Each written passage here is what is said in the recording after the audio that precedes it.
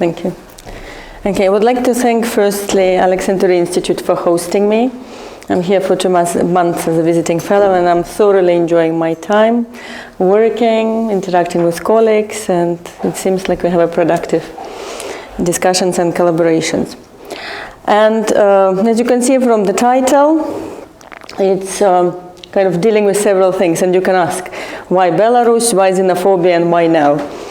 Apart from the fact that I'm coming from Belarus, as I will try to show in my presentation, I argue that Belarus represents a particular case within post-Soviet countries. Some actually call it the most Soviet republic.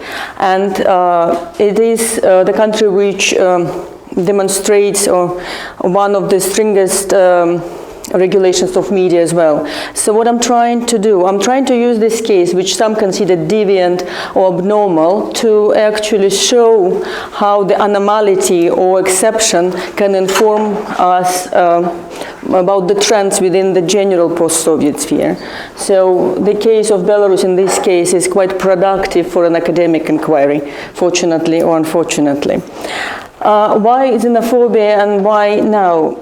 I started working on interethnic cohesion issues and issues related to the multiculturalism more than 10 years ago, when we actually worked together with Stephen Hutchings and a group of colleagues at the University of Manchester on a project of representation of Islam as security threat.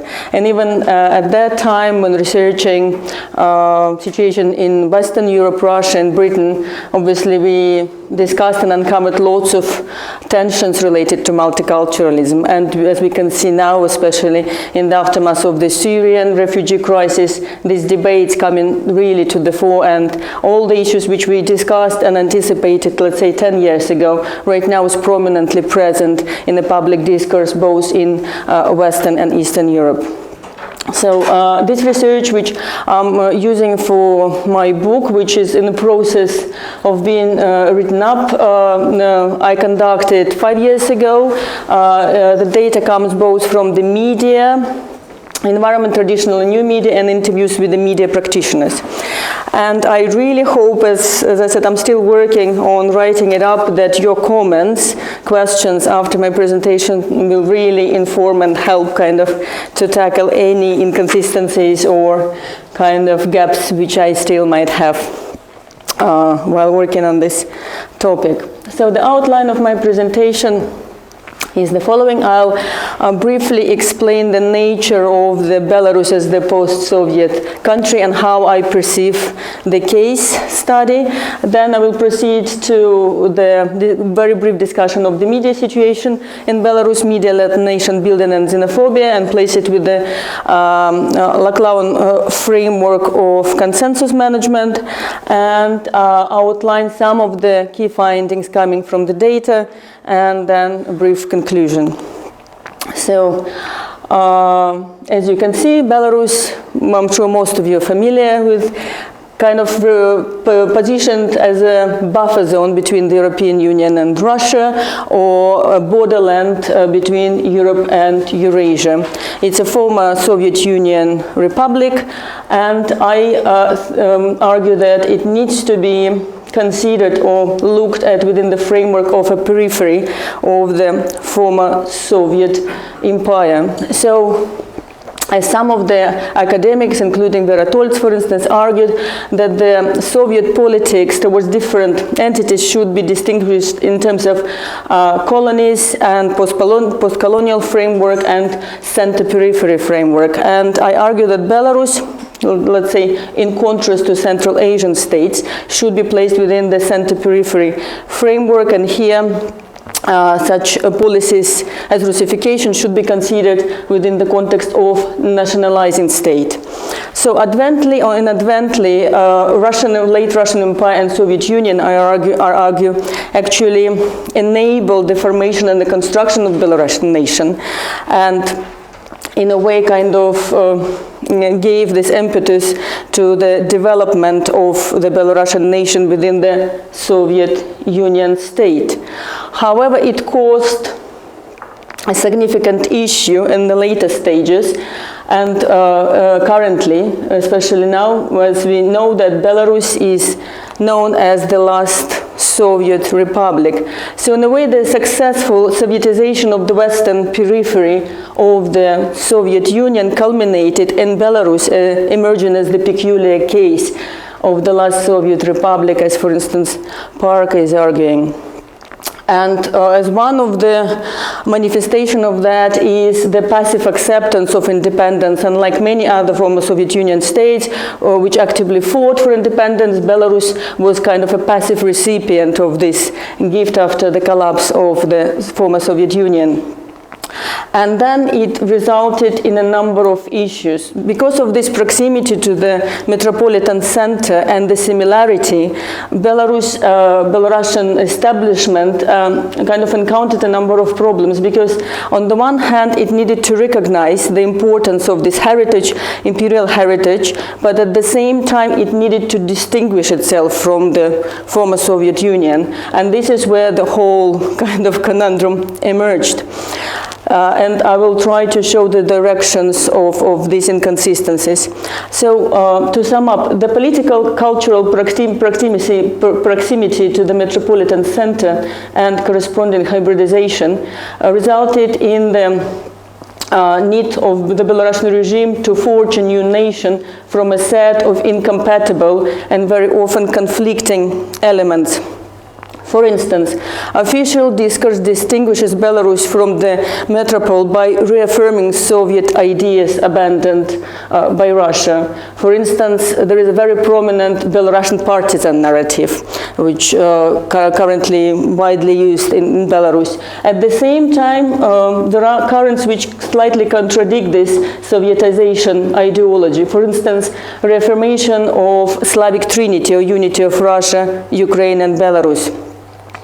Another kind of dilemma for the Belarusian borderland status, how to manage this. And in the official narrative, the references to the Western Europe, to the European Union, alternative paths of identifications are silenced or suppressed. So there is kind of an eastward direction, the Russia, Slavic unity narrative, and kind of pronounced, for instance, anti-Western sentiment or suppression of any alternative routes in the westward direction.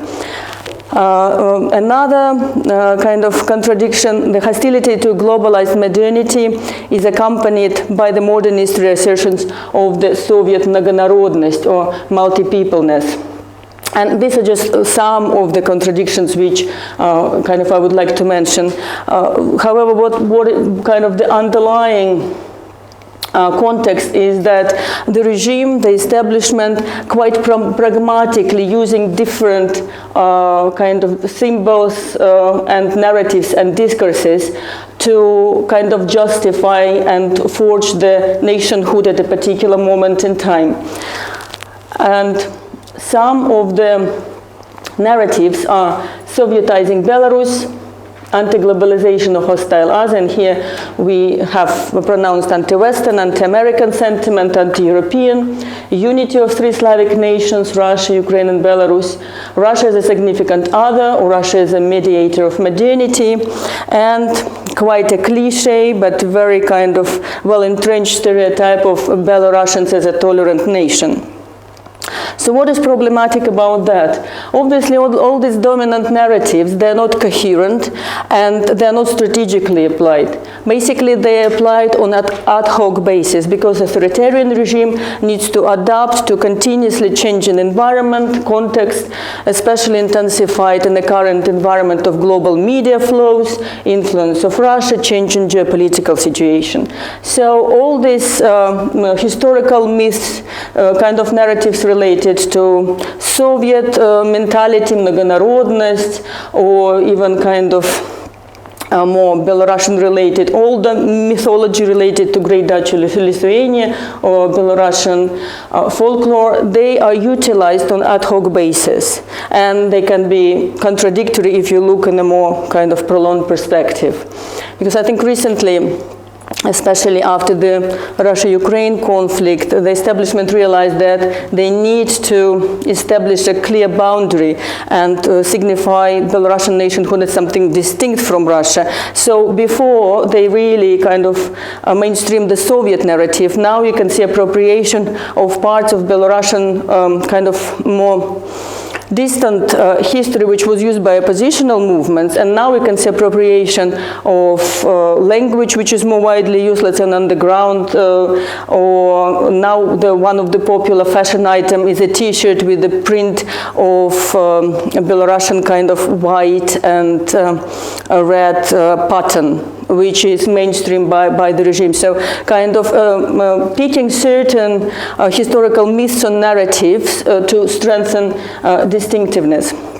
So what I'm focusing on within the book and my project is this particular state which the establishment found itself. So what I kind of argue that the official discourse is riddled with contradictions because they're trying to continuously recombine often kind of incompatible ideas to legitimize itself at a particular moment in time.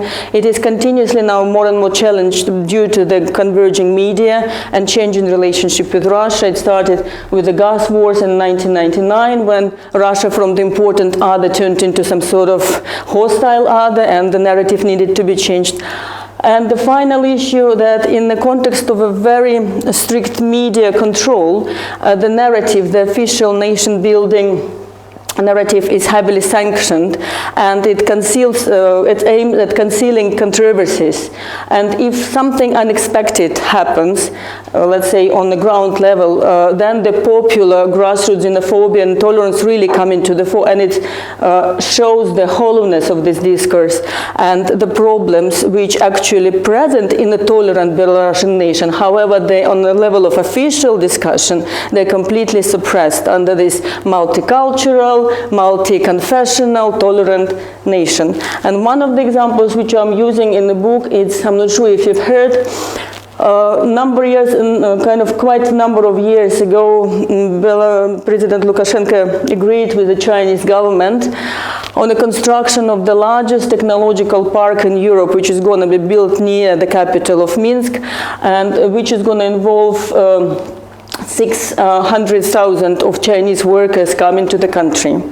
So this quite big development for Belarus sparked quite a big unrest, especially among the citizens of the capital and neighboring areas which would be directly affected by this large-scale development. And then the government needed to urgently kind of address this growing kind of dissent, which was first started online and then transferred into kind of grassroots activism, and it went to the level of the state media, television media, when they had to air a special issue of a talk show inviting kind of experts and members of the public, reassuring the public that, you know, the local citizens are not going to be affected, and so on and so forth. So basically, as I said, some of developments of this scale expose the contradictions and the problematic nature of this artificially installed discourse of tolerance. So obviously I'm using Anderson's understanding of media's nation-building function because I'm looking at the media. However, what I wanted to mention here is the theoretical framework which I'm using. It's the consensus management framework, and I'm trying to adapt it to the context of the post-Soviet Union states, because obviously it was developed for Western societies. So very briefly, to outline how I use it here is to quote Laclauan's understanding that consensus is nested in nodal points or chains of equivalence, which partially and provisionally fix dominant meanings within a complex system of differences and antagonism. So if you talk about the interethnic cohesion or multiculturalism, there should be different groups in the society which should come into some sort of public discussion about issues. Let's say if it's a Chinese migrants coming to Minsk, there should be like small businesses involved, NGOs, some other members of the public who can kind of discuss and arrive at some sort of common point of view and agreement on the issue.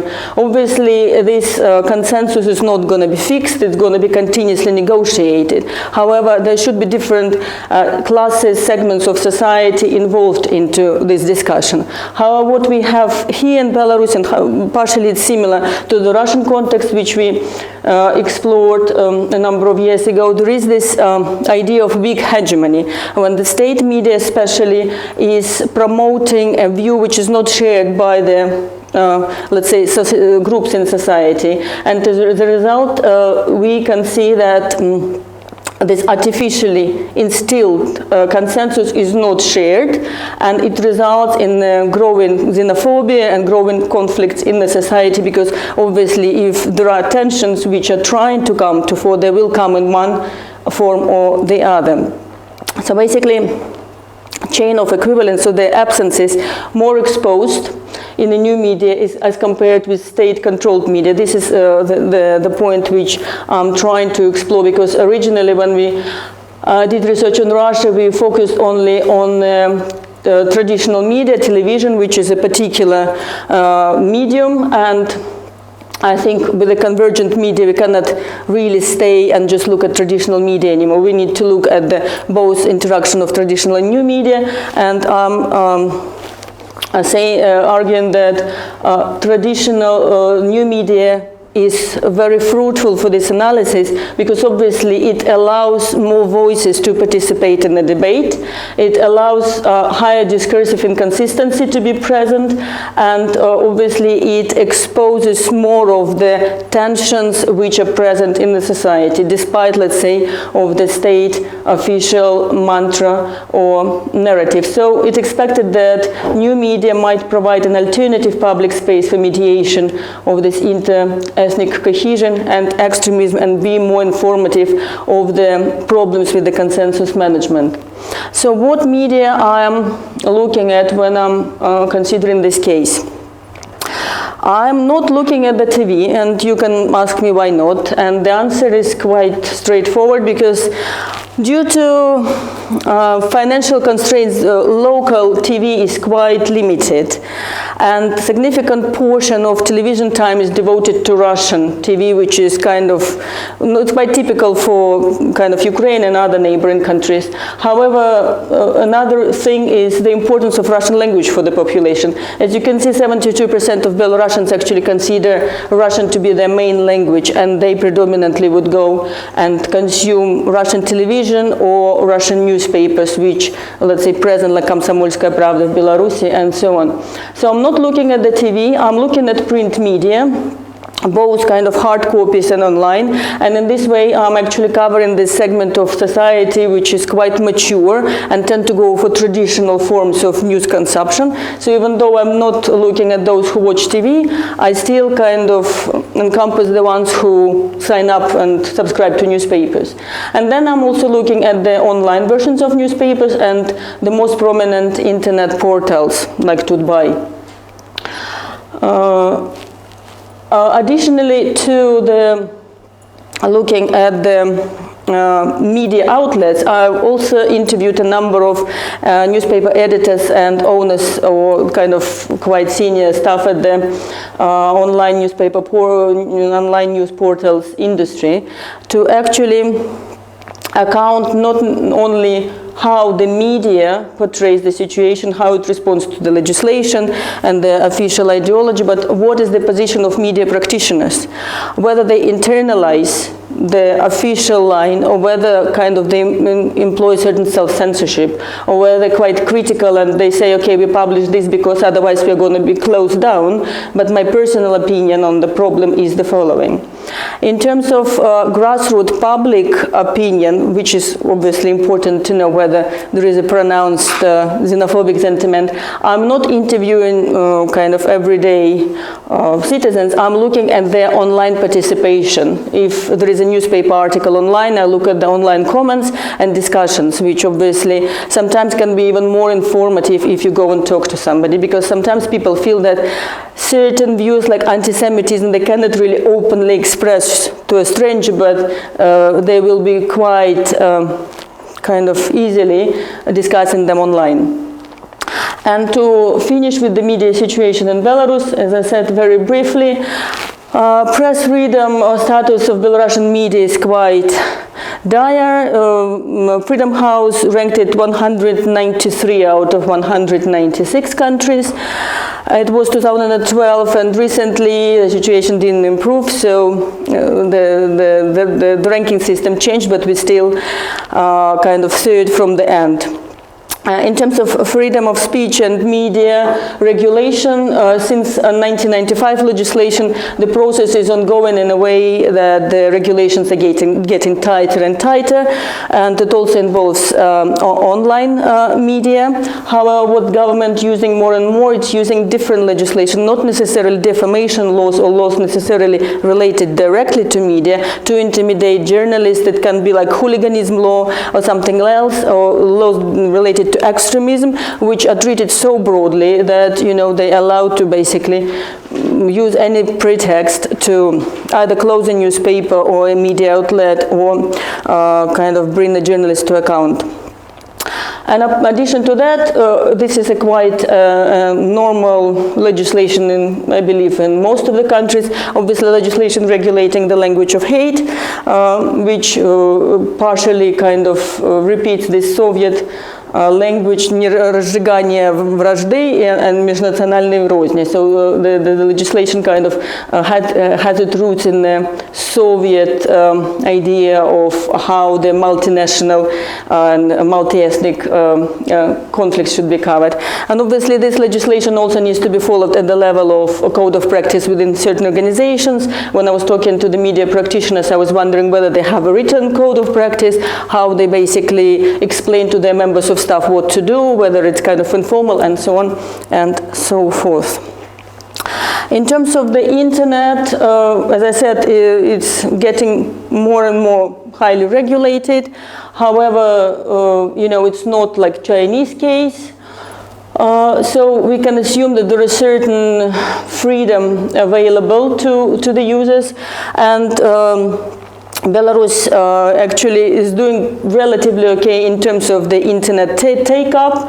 It's growing exponentially and quite quickly. It is in top 20 countries in the world. So within the last 5 years, within the growth of the broadband connectivity and obviously mobile use, online use, using mobiles on the rise, especially in the big cities. And the users of new media, obviously younger, more educated. So by looking at online sphere, I'm also kind of tapping into slightly different demographic. So what this project is trying to do and how it is a bit different from other projects. As I said, I'm not just looking at official and kind of alternative media, saying, okay, this is a traditional media, this is new media allows kind of diversity of voices, and at least let's see how it works. What I'm trying to see, because I'm looking at quite a long period of time, as you can see, 5 years, I'm trying to see how the dynamic is changing, how these meanings are circulated, how the discussions on xenophobia, othering are changing, and whether there are this not only moderation but mainstreaming or infiltration of xenophobic views from below. Because obviously the situation is changing. The government cannot just suppress everything all the time. It should somehow provide some sort of outlets for kind of valves, safety valves for people to explore their views, and in this process some of these not like far right views but more extreme opinions can filter through the main narrative. So as a result, I'm looking at more of circulations of meanings between the official level and the grassroots level, but I'm looking at this middle layer of media practitioners and media outlets which kind of serve as a kind of point of entry and interaction between the state official, formal, and unofficial popular views. So the objectives are to explore tensions in the state-controlled media reporting on issues of interethnic tension, to compare state and alternative media. Here, alternative media are used quite loosely, and you can ask me later on, because I'm sure some can challenge me saying it's state and oppositional media, but it's not oppositional, it's alternative. So to compare the coverage between the two and to explore positions which are likely to be manifested within the current ideological environment. And here you also can see that I'm including kind of the grassroots voices, because it's not only kind of traditional media, alternative media, but what are the positions present in the society and how they mediate it. Finally, this is kind of not my main objective, and if it's gonna happen, it's quite good. If it's not. I'm trying to see at the end, by looking at recent sources on Russia, Ukraine, what wider conclusions can be drawn. Because obviously, I'm not gonna say that Belarusian case can be extrapolated to other countries, but if there are similar studies, some sort of more general context and discussion can be drawn from that. So I'm using an overall framework of critical discourse analysis with elements of framing, but I'm not going to go into this dimension now, because I think it's already quite a lot of things to consider. These are just very simplified parameters which I'm using for comparison. I'm looking at frames, themes, who is given the voice, which scripts, visual scripts were used, what kind of silenced, what is suppressed.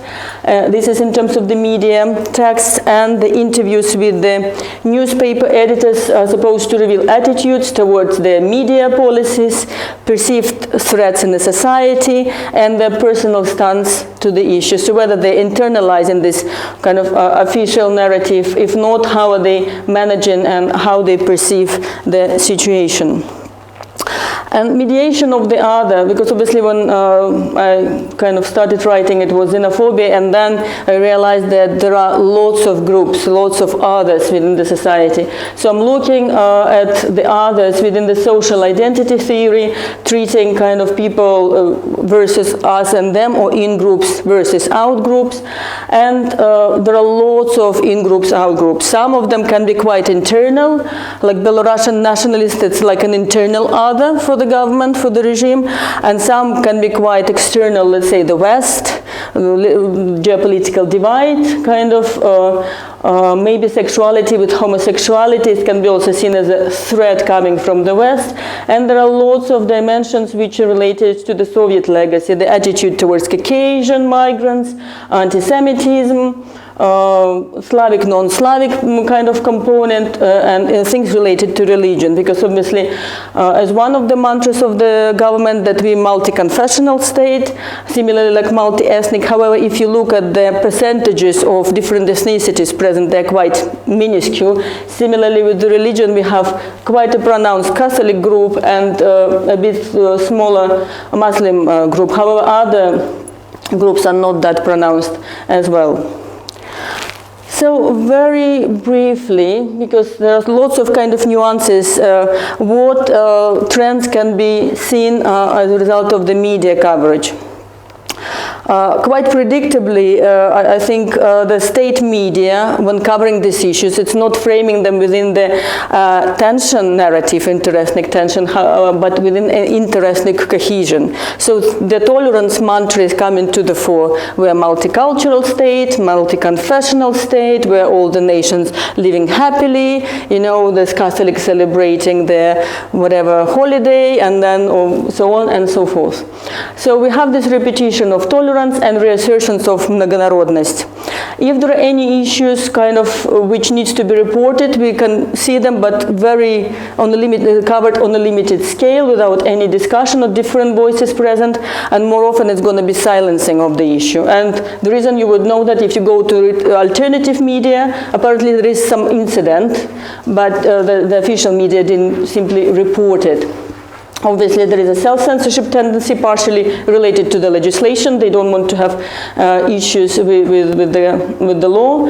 And there are things which actually they can express quite freely, and this forms part of my conclusion, because there is a certain hierarchy of hatred or intolerance. There are certain others or groups which can be openly named, and the discussion about them, like homosexual, can be present even in official media. However, or kind of anti-Western groups. However, certain kind of groups, let's say the Jewish community or some other groups, even the sentiment on the ground is quite present. It's not acceptable to discuss these groups in official press.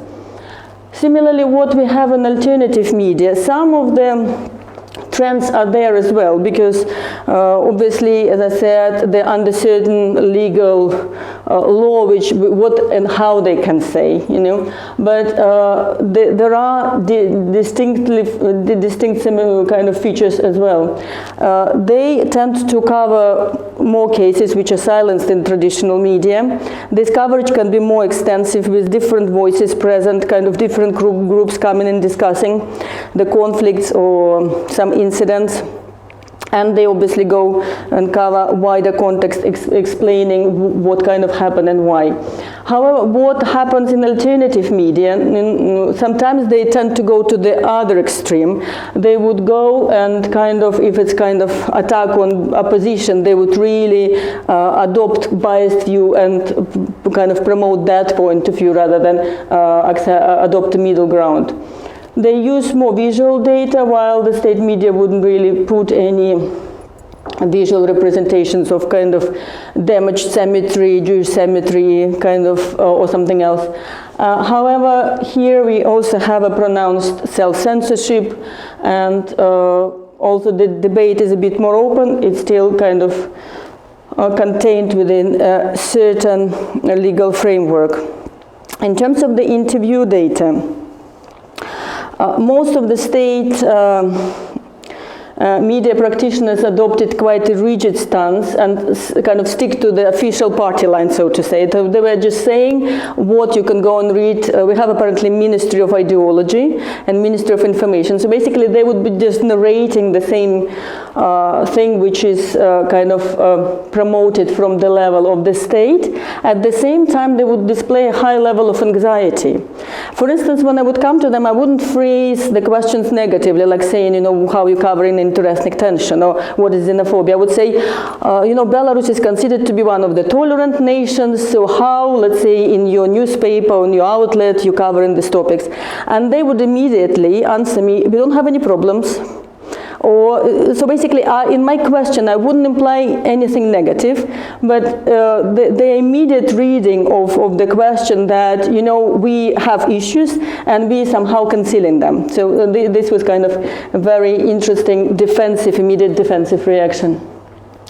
There are lots of misunderstanding, which kind of probably links partially to the Soviet past. Instead of talking about multinational state in terms of xenophobia, they would talk about multi-confessional state, how different religious groups are cohabitating within the country. So it's a clear kind of displacement of the cleavages. A simplification of the issue, denial of the issue, and lack of the references to the ongoing problems, because obviously with increasing migration flows and this, let's say, incident with the Chinese industrial complex, they would talk generally, reference to the Soviet past or some sort of general narrative, ignore these ongoing kind of issues and recent events. And finally, but it's kind of a slightly different topic, they obviously demonstrated misunderstanding of xenophobia or political correctness, perceiving it as a foreign concept or misunderstanding kind of how Western media portrays these issues and what and how is portrayed in Belarusian context. Interviews with the alternative media practitioners demonstrated a more emotional narrative. They were more open, they were more willing to talk, and in many cases they were talking about so-called autoxenophobia, the xenophobia towards Belarusians, supporting, let's say, Belarusian culture and language, and how they are portrayed in official media. Instead of referencing kind of this Soviet past, Soviet stereotypes of multiculturalism, they would talk about different mythology involving Great Duchy of Lithuania, multicultural state, kind of which we were building up through the centuries. And when talking about issues related to interethnic cleavages, they would try to create a wider context, explain the particular conflict within particular settings, kind of trying to not to draw wider conclusions or kind of provide a general simplification and stereotypical description of the situation. And they also displayed misunderstanding of political correctness as kind of understood in the West. So in the long run, all these discussions and debates and analysis of media material kind of led me to a certain construction of so-called hierarchy of intolerance, a hierarchy of hatred, where some of the differences will be more acceptable and some going to be less acceptable. And as I said, homophobia in both camps, alternative and official media, would be something which, you cannot be racist, but you can be openly homophobic.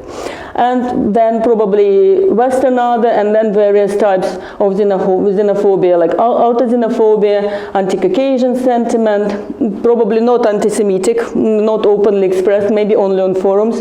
And there is this fluctuating other. Let's say Russia, when there is a gas war, then Russia turns into the other. When there is a conflict with Poland, then Catholics in the country become the other. Or let's say if there is an influx of Chinese workers, then suddenly we have a new migrant other emerging in the country context. So as I said, homosexuality emerged as the unifying other, and it demonstrated a certain misinterpretation of the principles of democracy. Both camps, one is subscribing more to the European values and kind of being kind of more Western oriented, and the official media more kind of entrenched into Soviet mythology and Russia. Both of them, they see democracy without sexual minorities and their rights, because both of them quite openly display homophobic sentiment in media practitioners, they feel absolutely fine expressing these views.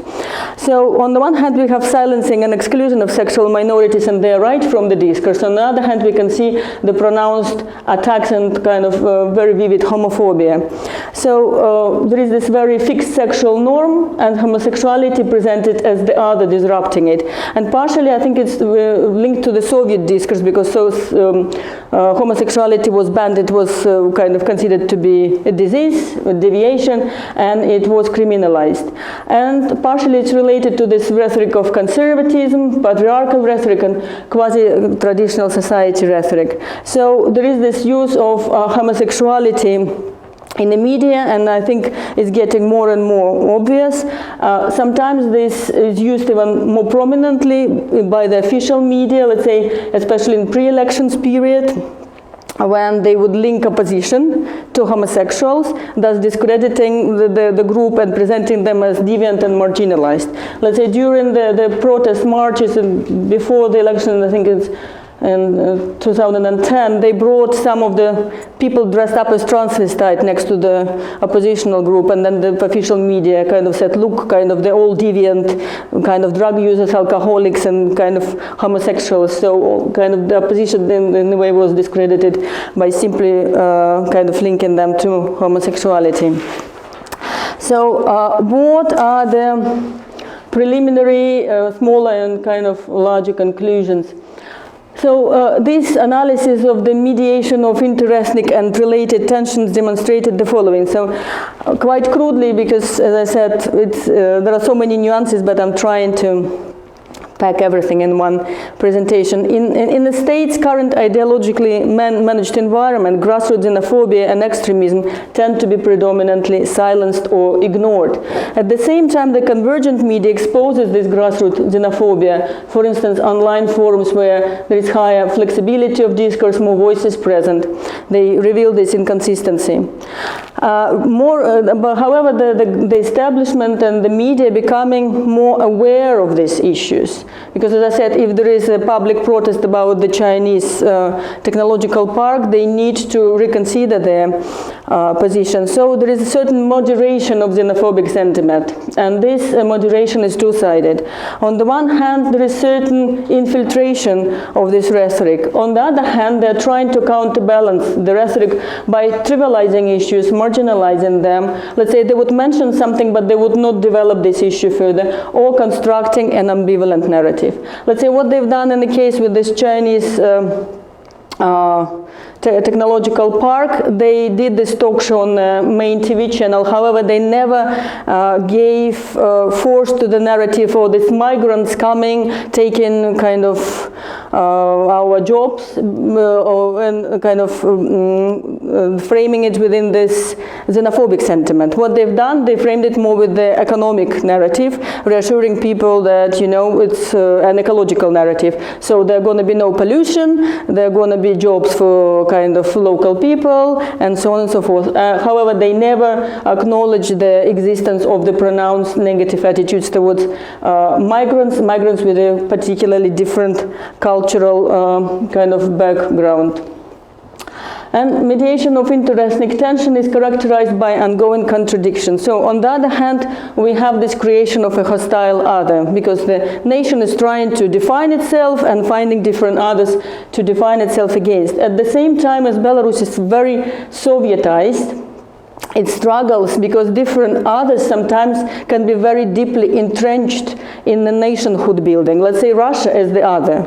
If Russia is an ambivalent other, how can you deal with that? Or if a Jewish community kind of needs to be criticized, how it is possible? Or let's say if there is a problem with the multinational or multicultural state, how this other can be negotiated and explained, because it is forming part of the nationhood project. So coming back to the hierarchy of hatred, so what we can see, there is this construction of acceptable and unacceptable differences, where tolerance towards various groups is presented as more or less acceptable. And as explained, one of the less acceptable groups, homosexuals, then probably going to be migrants from Caucasus, then Chinese builders, maybe then foreign students. However, the structure of this hierarchy is quite fluid, and the reasons for that I explained earlier, because the context is changing, the media flows, the geopolitical situation, so it's everything kind of needs to take the particular situation into account. However, you know, there are some groups which probably going to be more fluctuating, some would be more fixed.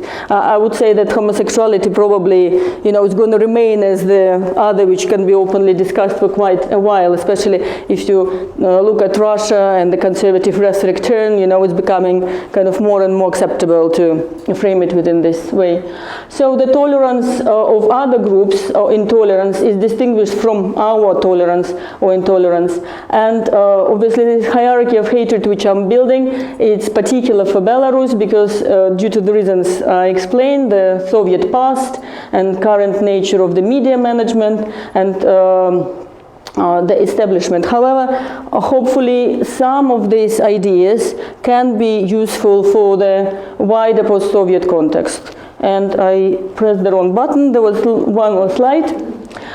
So to conclude, in the context of the lack of freedom of speech in Belarus, the media inability to grant a voice to the multiple players within the social spectrum works against the government's attempt to manage consensus, distorting portrayal of issues related to the interethnic cohesion and in turn exacerbating grassroots tensions. So in a nutshell, this is what I'm trying to do. Okay.